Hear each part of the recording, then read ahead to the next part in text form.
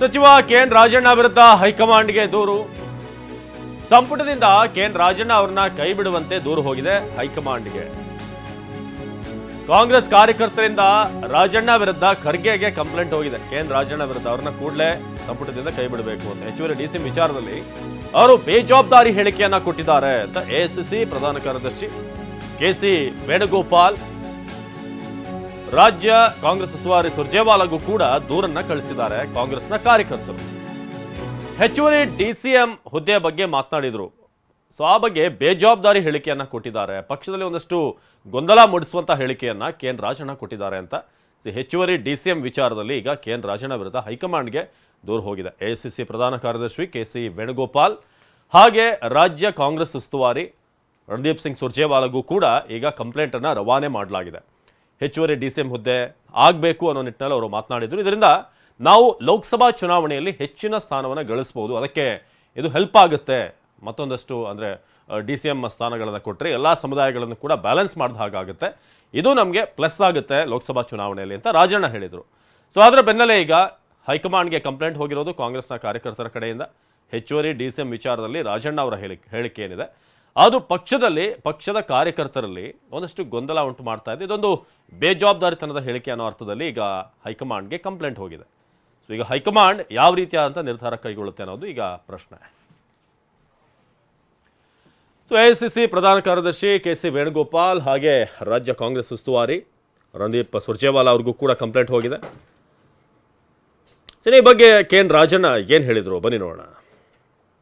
28 ಕ್ಷೇತ್ರದ ಉಸ್ತುವಾರಿ ಸಚಿವರುಗಳು ಎಲ್ಲರೂ ಕೂಡ 3 ಗಂಟೆಗೆ ಎಐಸಿಸಿ ಅವರ ಸಭೆಗೆ ಹಾಜರಾಗಲಿಕ್ಕೆ ಹೋಗ್ತಾ ಇದ್ದೀವಿ. ಬಹುತೇಕ ಎಲ್ಲ 28 ಜನ ಸಚಿವರು ಕೂಡ ಬರ್ತಾರೆ ಅಂತೇಳಿ ನಾನು ಅಂದ್ಕೊಂಡಿದ್ದೇನೆ. ಹೀಗಾಗಿ ಅಲ್ಲಿ ಏನೆಲ್ಲ ನಿರ್ದೇಶನಗಳನ್ನು ಚುನಾವಣೆ ಸಂಬಂಧದಲ್ಲಿ ಕೊಡ್ತಾರೆ ಆ ನಿರ್ದೇಶಗಳನ್ನು ಪಾಲಿಸ್ತಕ್ಕಂಥದ್ದು ನಮ್ಮೆಲ್ಲರ ಆದ್ಯ ಕರ್ತವ್ಯ. ಹೀಗಾಗಿ ಎಲ್ಲ ಸಚಿವರುಗಳು ಪುನಃ ಓಡ್ತಾ ಇದ್ದೀವಿ.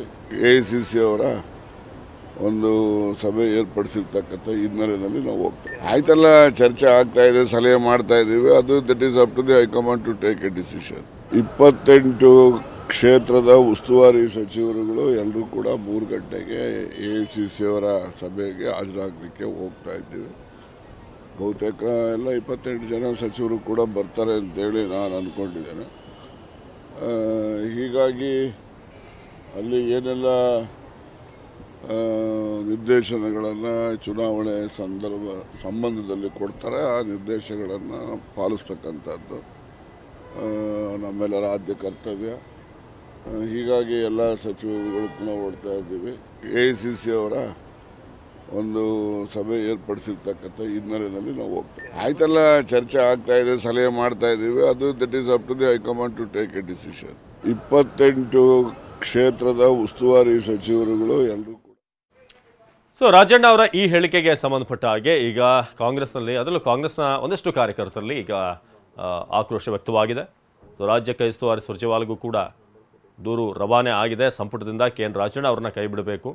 ಸೊ ಒಂದೊಳ್ಳೆ ಮ್ಯಾಂಡೇಟ್ ಸಿಕ್ಕಿರುವಂಥ ಒಂದು ಸರ್ಕಾರದಲ್ಲಿ ಒಂದಷ್ಟು ಗೊಂದಲ ಮೂಡಿಸುವಂಥ ಕೆಲಸ ಆಗ್ತಿದೆ ಅಂತ.